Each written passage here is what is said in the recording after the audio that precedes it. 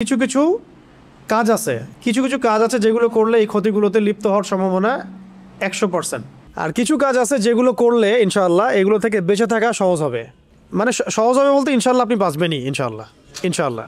আগে বলি ওই কয়েকটা কাজ বলি যেগুলো করলে এগুলোতে লিপ্ত হওয়ার সম্ভাবনা একদম 100% ধরেন। ঠিক আছে, নোট করেন। এগুলো আমি শুধু কিতাব থেকে বলতেছি এমন না, অনেক অভিজ্ঞতাও আছে সাথে, আবার অনেক পেশেন্ট বা অনেক ইফেক্টেড মানুষের হিস্ট্রিও একসাথে করে আমি কথাটা বলছি। 1 নম্বর হচ্ছে আল্লাহ পাকের ফরজ ওয়াজিব না মানলে এগুলোতে লিপ্ত হওয়ার সম্ভাবনা, ইফেক্টেড হওয়ার সম্ভাবনা 100% ধরে রাখেন। যখন তখন লিপ্ত হতে পারেন, আল্লাহ না করুন। সেকেন্ড হচ্ছে মিউজিক চর্চা করলে, মিউজিক চর্চা বলতে শুনলেও, এই যে মিউজিশিয়ানদেরকে দেখেন স্টেজে উঠে এরকম বান্দরের মতো লাফ দেয়, এই সব আসলে জিন আছে। আপনি যদি আমাকে বলেন যে ভাই প্রমাণ করে দেখেন, আমি দেখাতে পারবো না, কিন্তু আমি বিশ্বাস করি আছে। ঠিক আছে, এটা স্বাভাবিক সাধারণ মানুষের পক্ষে করা সম্ভব না। এমনকি এই যে ইন্ডাস্ট্রির মধ্যেও এদের প্রভাব আছে। তো যাই হোক, এই অশ্লীলতা মানে 1 নম্বরটা বলছি কি আল্লাহ পাকের সমস্ত ফরজ ওয়াজিব না মানলে এটা ইফেক্টেড হওয়াটা 100% লিখে রাখেন। 2 নম্বর খাস করে মিউজিক। 3 নম্বর বলছিলাম যে খাস করে অশ্লীলতা, বেহায়াপনা। তো প্রথমটা কি বলছি ভাই, আমাদের পয়েন্টটা কি, যে কাজগুলো করলে পরে সেহের আইন, হাসাদ বা এই ধরনের সমস্ত ক্ষতিতে লিপ্ত হয়ে যাওয়া, ইফেক্টেড হয়ে যাওয়ার সম্ভাবনা আছে, সেগুলোর 1 নম্বর তালিকায় 1 নম্বর কি, আল্লাহ পাকের ফরজ ওয়াজিব যদি না মানে তাহলে এগুলোতে ইফেক্টেড হতে পারে 100% সম্ভাবনা আছে। 2 নম্বর খাস করে আমি বলেছি কার কথা, কোন মিউজিকের কথা। মিউজিকের যারা লিপ্ত হয় বা মিউজিকের সাথে থাকে বা মিউজিক্যাল ইনস্ট্রুমেন্ট প্লে করে অথবা গান শোনে নিয়মিত, এদের মধ্যেও এগুলো প্রভাব বিস্তার করে। 3 নম্বর হচ্ছে অশ্লীলতা, বেহায়াপনা। যারা অশ্লীলতা বা বেহায়াপনায় লিপ্ত থাকে তারা এগুলোতে ইফেক্টেড হয়। 4 নম্বর হচ্ছে উদাসীন থাকা, অলস উদাসীন থাকা।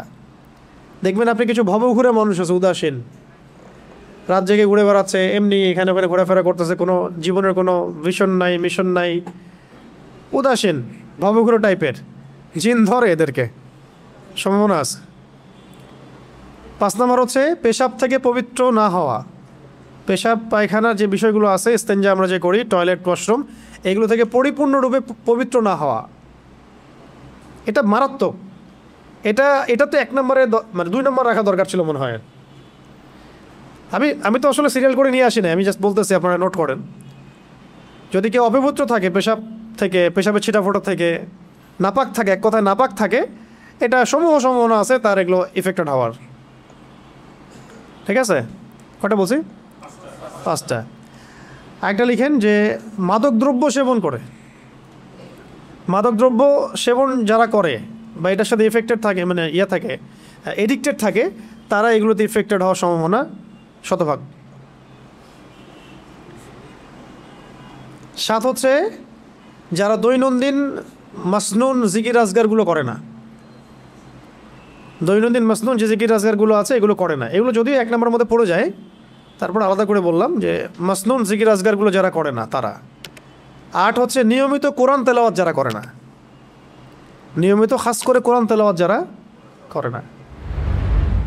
9 নম্বর যেসব নারীরা বেহায়ার মতো বাইরে বেপর্দায় চলাফেরা করে, তারা তো নিজেরা ইফেক্টেড হয়, অন্যকে ইফেক্টেড করে। তারা নিজেরা তো ইফেক্টেড হয়ই, অন্যদেরকে ইফেক্টেড করে। একটা হাদিসই আছে, যখন এরকম কোনো মেয়ে বেপর্দায় বাইরে বের হয়, শয়তান তার পিছু নেয় এবং অন্য পুরুষের চোখে তাকে সুন্দর করে উপস্থাপন করে। শয়তান, যদিও সে মোটেই সুন্দর না, কিন্তু শয়তান তাকে সুন্দর করে উপস্থাপন করছে, সে খুব সুন্দর। এটা আপনার চোখে একটা ভ্রম সৃষ্টি হচ্ছে। কে করছে এটা? শয়তান। সুবহানাল্লাহ, ভাবা যায়? তাহলে শয়তানের একটা বড় অস্ত্র বেহায়া নারীরা, বেপর্দা নারীরা। তো আমাদের সমসাময়িক সময়ে তসলিমা নাসরিন শয়তানের একটা বড় অস্ত্র, এবং ওর যারা অনুসারী আছে, হাসতেছেন কেন? এরা শয়তানের সবচেয়ে বড় অস্ত্রগুলোর মধ্যে একটা। আরেকটা হচ্ছে, কয়টা বলছে? 9টা না 10টা? 10টা। আরেকটা হচ্ছে যে রাসূল সাল্লাল্লাহু আলাইহি ওয়াসাল্লামের সুন্নাহ ভিত্তিক আমলগুলো যারা করেন, সুন্নাহ ভিত্তিক আমলের প্রত্যেকটা আমলের সাথে কিছু সুন্নাহ আছে, ঘুমানোর, ওঠার, এমনকি আয়না দেখারও, এমনকি কি আয়না দেখানোর, বাসা থেকে বের হওয়ার, বাসায় ঢোকার, ঘুমানোর, বিছানা ঝাড়ার, প্রত্যেকটা সুন্নাহ ঘেটে ঘেটে দেখবেন এগুলোর মধ্যে যে সুন্নাহগুলো আছে এগুলো যারা নিয়মিত চর্চা করে না ইফেক্টেড হয়ে যেতে পারে। তো এই 10টাই আপাতত থাক, পরে আরও মনে পড়লে ইনশাল্লাহ বলবো। কয়টা বলছি একটা একটা করে বলেন দেখি। একটা হচ্ছে আল্লাহ পাকের ফরজ ওয়াজিব যারা মানে না, এখানে আমি সুন্নাত মুস্তাহাবকে নিয়ে আসি না, শুধু ফরজ ওয়াজিবের কথা বলেছে। যেমন একজন ধরেন নামাজ পড়ে না, ও যদি এসে বলে আমাকে রুকিয়া করে দেন, আমার এই সমস্যা মনে হচ্ছে, তার তো আসলে রুকিয়ার দরকার নেই, তার দরকার নামাজে। তার দরকার কি? নামাজের সমাধান হবে ইনশাআল্লাহ। 2 নম্বর কি বলেছি, খাস করে মিউজিকের কথা। এটা মারাত্মক ডেঞ্জারাস জিনিস। যারা মিউজিক নিয়ে যারা পড়ে থাকে ইফেক্টেড হবেই হবে। আল্লাহু আ'লাম বিস-সাওয়াব। ওয়া মা আলাইনা ইল্লাল বালাগ। তারপরে বেহায়াপন, অশ্লীলতা থাকলে ইফেক্টেড থাকবে। অলসতা, উদাসীনতার ব্যাপারটা এই কারণে বললাম যে অনেক সময় আপনি দেখবেন যে আপনি মানে দিনী বিষয়ে আছেন, কিন্তু আপনি অলসতায় ভুগছেন বা উদাসীন হয়ে থাকছেন, কোনো ভিশন নাই, মানে আবেগী হয়ে পড়ে থাকেন। ওই সময়গুলোতে শয়তান আপনার উপরে গালেব হয়ে যাবে, বিজয় হয়ে যাবে।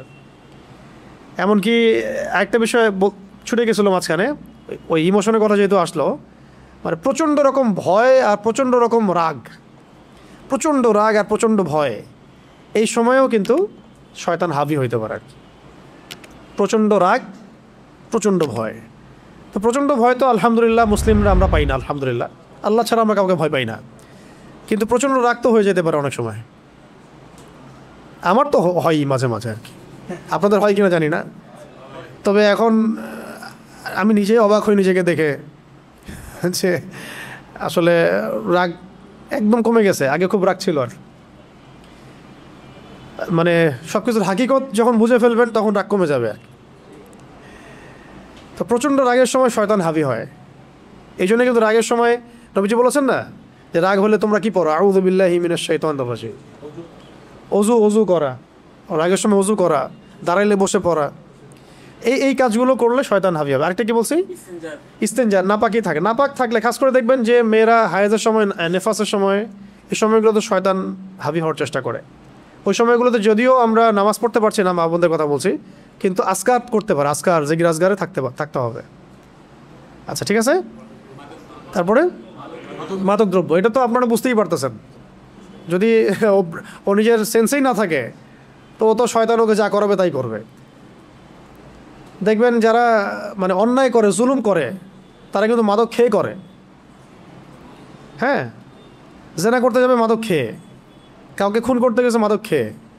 হ্যাঁ, তারপরে দেখেন এমনকি রিমান্ডে গেছে, কোনো আলেমকে মারবে, ড্রিঙ্কস করে গেছে মারার জন্যে, যাতে ভালো করে মারা যায়, সেন্স না থাকে, ভালো মন্দ বুঝতে না পারে, যে সে যদি চিৎকারও করে ওর যেন সেন্স কাজ না করে, কারণ এটা নাকি তার চাকরি, এটা না করলে তার বউ বাচ্চা বাঁচবে না।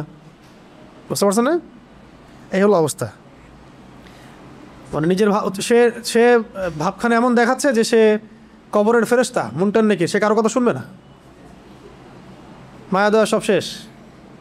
আমার সামনে বসে আছে তথাকথিত একজন জঙ্গি, তাকে মারতে হবে, এটাই আমার ডিউটি। না মারলে আমার বউ বাচ্চা আবার কী খাবে? তাই না মারলে বউ বাচ্চা কী খাবে? কি মানুষের অবস্থা চিন্তা করছেন? তো মাদক দ্রব্য খেয়েও এরকম মানুষ অনেক কাজ করেও এখনও, তারা নিজেরাও জানে এটা। অস্বীকার করলে আল্লাহ পাক সাক্ষী, আল্লাহর সামনে তো অস্বীকার করতে পারবে না। আর আমাদের সমাজে তরুণদের তো অন্যতম প্রবলেম হচ্ছে মাদক। তো এই মাদক সেবন করলে এগুলোতে আক্রান্ত হওয়ার সম্ভাবনা অনেক বেশি। আর কি, হ্যাঁ, ডেইলি জিকির আজকার না করা, এটা একটা কারণ। রেগুলার কোরআন তেলাওয়াত না করা, এগুলো অন্তত 10-20টা আয়াত হলেও তেলাওয়াত করতে হবে। অন্তত সূরা ফালাক নাস ইখলাস হলেও তেলাওয়াত করতে হবে, তেলাওয়াত করতেই হবে। 1 পৃষ্ঠা হোক, 2 পৃষ্ঠা হোক, সবচেয়ে ভালো হয়। আমাদের ওস্তাদজি বলেছিলেন যে 1 পারা করে তেলাওয়াত করতে। এটা অনেকের ক্ষেত্রে হয়ে ওঠে না, এটা করতে পারলে আরও ভালো হয়। 30 দিন 30 পারা, 1 মাসে কোরআন খতম। আর বেপর্দা, মেয়েদের বেপর্দামি, এটা একটা কারণ। এখন এই কারণগুলো হচ্ছে আমি বললাম যে এগুলোতে লিপ্ত থাকলে এই সমস্যাগুলো আসতে পারে, সমূহ সম্ভাবনা আছে। আমি এখন 10টা কথা বলছি, 10টা পয়েন্ট যেগুলো করলে এগুলো থেকে আমরা বেঁচে থাকতে পারবো ইনশাআল্লাহ। তার মধ্যে প্রথমটাই হচ্ছে পবিত্র থাকতে হবে, সবসময় অজু অবস্থায় থাকার চেষ্টা করা। কি বললাম? পবিত্র থাকা। পবিত্রতা মানে শুধু শারীরিক পবিত্রতা না, কিন্তু আত্মিক পবিত্রতাও বোঝানো হচ্ছে। সবসময় অজু অবস্থায় থাকার চেষ্টা করা, ঠিক আছে ইনশাআল্লাহ। এবং আরও ভালো হয় যদি অজু ভেঙে যায়, অজু করে এসে 2 রাকাত নামাজ পড়তে পারলে আরও ভালো। এটা বেলাল রাদিয়াল্লাহু আনহুর সুন্নাহ ছিল, মনে আছে? যখনই আমাদের নবীজি জান্নাতে যেতেন, আল্লাহ পাক তাকে জান্নাতে দেখাতেন, তখন দেখতেন বেলাল রাদিয়াল্লাহু আনহু সামনে সামনে হাঁটার যে শব্দ এটা পাওয়া যাচ্ছে। ভাবা যায় এটা কোন আমলের বদৌলতে, বরকতে? তাহিয়াতুল ওযু। এটা ভালো হয়, 1 নম্বর। 2 নম্বর হচ্ছে যে কোনো অবস্থাতেই সকাল সন্ধ্যার জিকির না ছাড়া। এটা যদিও ওখানে বলছি, আবার বলতেছি, সকাল সন্ধ্যার জিকির কোনো অবস্থায় না ছাড়া।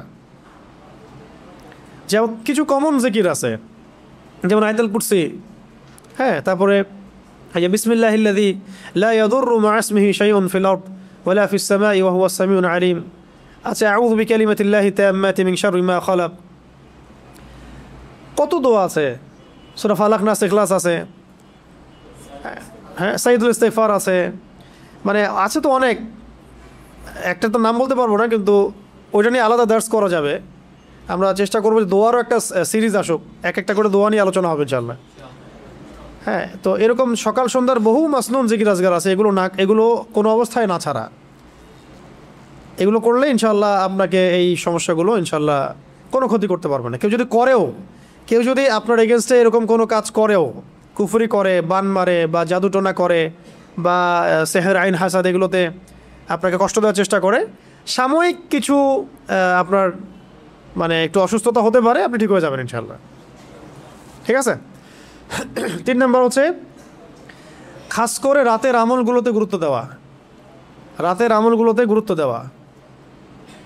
রাতের আমল বলতে বোঝাচ্ছি এই সন্ধ্যার পর থেকে যে রাতের জিকির আজগারগুলো আছে, এবং সূরা মুলক সূরা পারলে, সূরা ওয়াকিয়া পারলে, সূরা কাফিরুন অবশ্যই, এছাড়াও সূরা বাকারার শেষের 2-3টা আয়াত, সূরা আলে ইমরানের শেষের 10টা আয়াত, এগুলো গুরুত্ব দেওয়া রাতের আমল। রাতের বেলা ওরা কাজ বেশি করে, এরা কোন সময় কাজ বেশি করে? রাতেই বেশি কাজ করে। এই জন্য রাতের বেলা নিরাপদ থাকতে হলে আমলগুলো সন্ধ্যার পরে করে ফেললেই খালাস। চলো, করতে প্রতিদিন করতে এমন একটা অবস্থা চলে আসবে যে তখন আপনি আধা ঘন্টায় দেখবেন সব আমল হয়ে গেছে, 1 ঘন্টা সব আমল হয়ে গেছে, চলে আসছে, অভ্যাসে চলে আসছে আর কি। কটা বলছি? 3টা।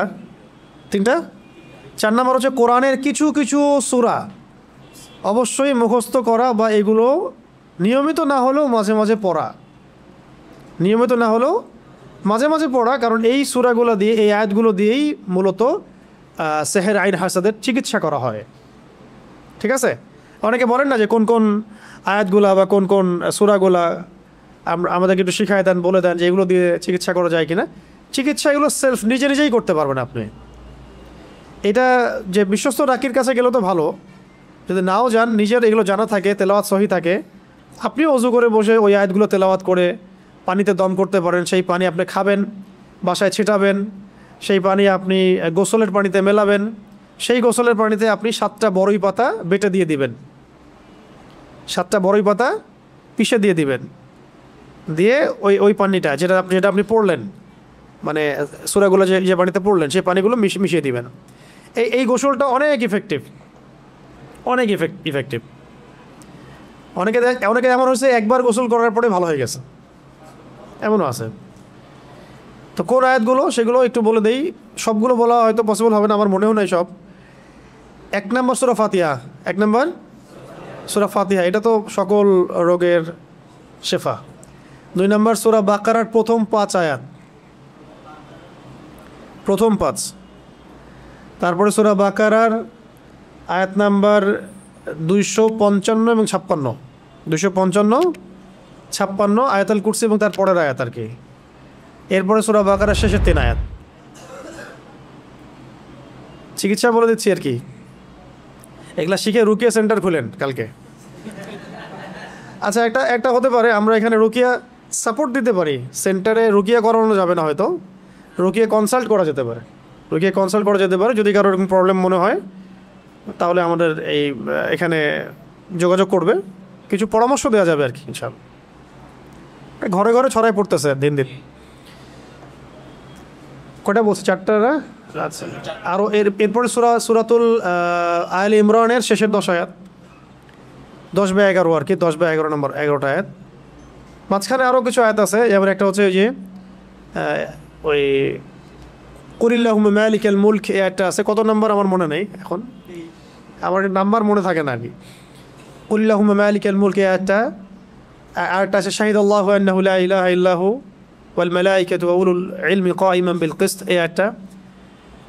আচ্ছা, অন্তত এটা লিখেন, সূরা বাকারার শেষের 3 আয়াত, সূরা আল ইমরানের শেষের 10 আয়াত, সূরা কাহাফের প্রথম 10 আয়াত। এটা খুব স্ট্রং একটা ওয়েপেন্স দিলাম আপনাদেরকে আজকে। সূরা কাহাফের প্রথম 10 আয়াত। অনেকে অনেকভাবে নিতে পারে কথা, এই জন্য আমরা সব কথা সব জায়গায় বলি না। বাট যখন কোভিড চলছিল,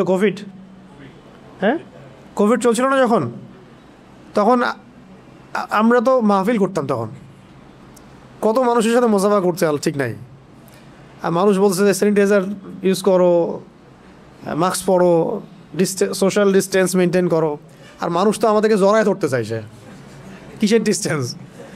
কেউ চুমু খাচ্ছে, অতি আবেগে কিছু আছে ভাই, মোসাফা করেন ভালো, চুমু খায়েন না। খুবই বিব্রতকর লাগে বিষয়টা। আর যে যুগ পড়ছে এখন, এখন যে যুগ পড়ছে, ভয় লাগে তার মনে কি আছে আর কি। ঠিক আছে, এখন ভাই মোসাফা করেন ভালো। তো ওই সময় এরকম হচ্ছিল। তো প্রসঙ্গ হচ্ছে যে ওই সময় আমরা একটা আমল করতেছিলাম, মানে আমি একটা আমল করতেছিলাম, যে প্রতিদিন সকাল সন্ধ্যায় সূরা কাহাফের 10 আয়াত। আলহামদুলিল্লাহ, কোনো সমস্যা হয়নি। কিছু বিষয় থাকে পরীক্ষিত, এটা আমি দলিল চাইলে আমি দলিল দিতে পারবো না। দলিল তো এটা দিতে পারবো যে সূরা কাহাফ প্রথম 10 আয়াত বের হওয়ার সময় সে পড়ে, তার কোনো ক্ষতি করতে পারবে না। তো কোভিড আবার কি, ওটা কেয়াস করে পড়ছি আর কি। কোভিড আবার এমন কি ঠেকাই দেবে কোন সূরার আমল? সূরা কাহাফের প্রথম 10 আয়াত। তাহলে কোভিড আবার কি? তো এর মানে এই না যে আমরা চিকিৎসা আবার নেব না, চিকিৎসাও নিব, আধ্যাত্মিক আইসোলেশনও নিব ইনশাআল্লাহ। এরপরে আছে সূরা কাহাফের শেষের 10 আয়াত, সূরা কাহাফের শেষের 10 আয়াত। আরও আছে সূরা আরাফের আয়াত আছে, আয়াত নাম্বার মনে নেই আমার আর কি। সূরা তহার মধ্যে কিছু আয়াত আছে, সূরা তহার কিছু আয়াত আছে, পরে ইনশাল্লাহ আমি লিখে দিতে পারবো আয়াত নাম্বারগুলা। এরপরে সূরা হাশরের শেষের 3টা বা 4টা আয়াত আছে, ঠিক আছে। তারপরে সূরা কলামের শেষের 2টা বা 3টা আয়াত আর কি, সূরা কলাম। আরও আছে আপনার সূরা ইয়াসিন, এটা মারাত্মক একটা ফজিলতপূর্ণ সূরা ইয়াসিন। এমনভাবে আসছে বিভিন্ন কিতাবের মধ্যে যে আপনি আপনি আপনি চাচ্ছেন এই হাজতটা পূর্ণ হোক, ফজরের নামাজের পরে সূরা ইয়াসিন পড়েন। বড় বড় ওলামায়ে কেরাম, আমাদের আকাবির আসলাফদের একটা পরীক্ষিত আমল এটা। তারা ফজরের নামাজের পরে সূরা ইয়াসিন পড়তেন, দিনের শুরুটা করতেন সূরা ইয়াসিন দিয়ে। সূরা ইয়াসিনটা খুবই ফজিলতপূর্ণ একটা সূরা, কোরআনের হৃদয়ে বলা হচ্ছে, এটা গুরুত্বপূর্ণ। এর সাথে আরও আছে আপনার সূরা জিলজাল, তারপর সূরা আদিয়াত, সূরাতুল কদর, ইন্না আনজালনাহু ফি লাইলাতিল কদর, সূরাতুল কাফিরুন, ফালাক নাস ইখলাস। আরও মাঝখানে আরও কিছু আয়াত আছে যেগুলো আমি আয়াত নাম্বার আমার মুখস্থ নেই, পরে দেখে বলতে পারবো। তো এইগুলো যদি আপনারা পড়েন, যদি কারো মনে হয় যে আমার সমস্যা হচ্ছে বা আমার পরিবারে কারোর সমস্যা হচ্ছে, বা এরকম সন্দেহ হচ্ছে, ওয়াসওয়াসা রোগ আসতেছে, অথবা মনে হচ্ছে আপনি সেহরে আক্রান্ত হচ্ছেন কিনা, কোনো রকম অস্বাভাবিকতা ফিল করলে আপনি এগুলোর উপর আমল করতে পারেন। এগুলো পড়ে নিজের গায়ে দম পড়তে পারেন, পানিতে পড়ে সেই পানিতে ফু দিয়ে সেই পানি পানও করতে পারেন।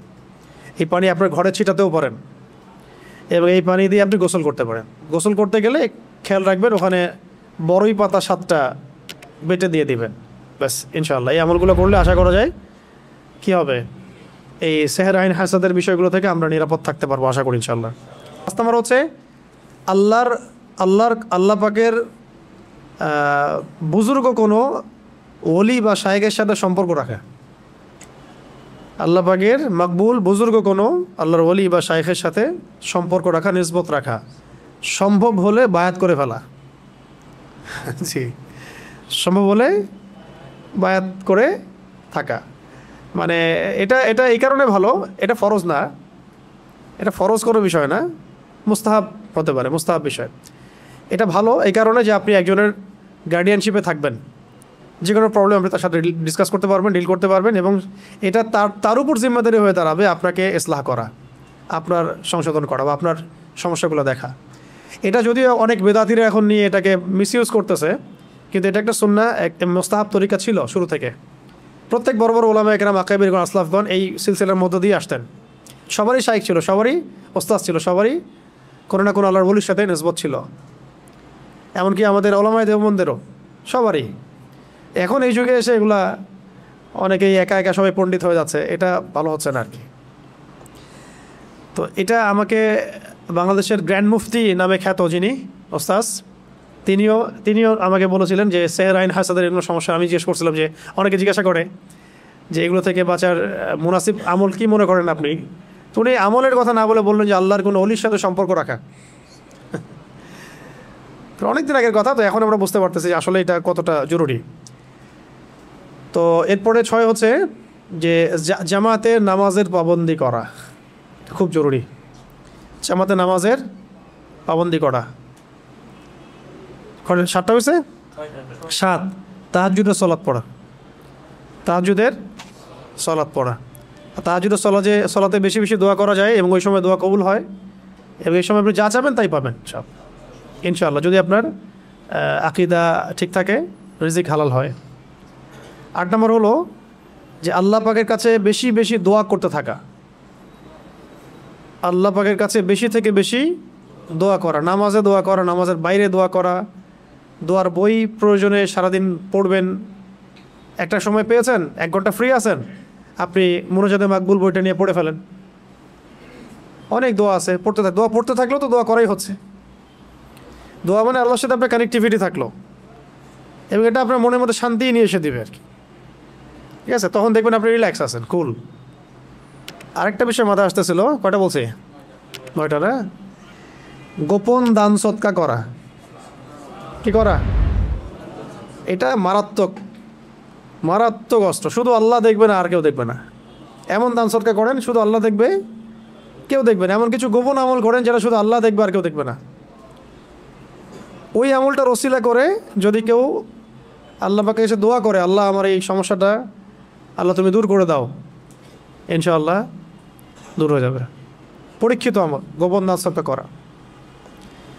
তো এই 10টা বিষয় আজকে বললাম। ইনশাআল্লাহ আরও কোনো দিন যদি মনে পড়ে, আরও তো দার্স হতে থাকবে ইনশাআল্লাহ, আমরা বলতে থাকবো ইনশাআল্লাহ। বাকি এই 10টা বিষয় বললাম, যে 10টা বিষয়ে আমাদেরকে কী করবে, নিরাপদ রাখবে, প্রোটেক্টেড রাখবে। আর 10টা কাজ করা যাবে না, এটা মুখস্থ করে নেন আপনারা। এত অনলাইনে যাবে হয়তো ভিডিওটা, তখন আপনারা দেখতে পারবেন। বাকি এখন যারা লিখে ফেলছেন, এটা মুখস্থ করে আসবেন। পরের তালিমে আমি ধরবো আপনাদেরকে, পরের তালিমে এই প্রশ্নগুলো করা হবে। যারা পারবেন হাদিয়া দেওয়া হবে, আর যারা পারবেন না তাদের টাকা থেকে হাদিয়া ওদেরকে দেওয়া হবে। ঠিক আছে ইনশাআল্লাহ? তো বলছেন এবার পারছেন, তাইলে আল্লাহর কাছে দায়বদ্ধ থাকলেন। তাহলে আমরা আজকের মতো এখানে শেষ করি। আজকে আমরা আলহামদুলিল্লাহ সূরা ফালাক এবং নাসের গুরুত্ব, তাৎপর্য, ফজিলত এবং এই শানে নজুল সম্পর্কে জানলাম, এর অর্থগুলো জানলাম, প্রাসঙ্গিক কিছু সামান্য কিছু ব্যাখ্যা আমরা জানলাম। আরও অনেক ব্যাখ্যা আছে বিভিন্ন কিতাবাদিতে, আপনি আরও অনেক ব্যাখ্যা পাবেন। আজকে আমরা একটা প্রাথমিক ধারণা নেওয়ার চেষ্টা করলাম। আল্লাহ পাক আমাদের সবাইকে এই সূরা দুটাকে মুখস্থ করার, নিয়মিত আমল করার এবং আমলে অটল থাকার, ইস্তেকামা রাখার তৌফিক দান করেন।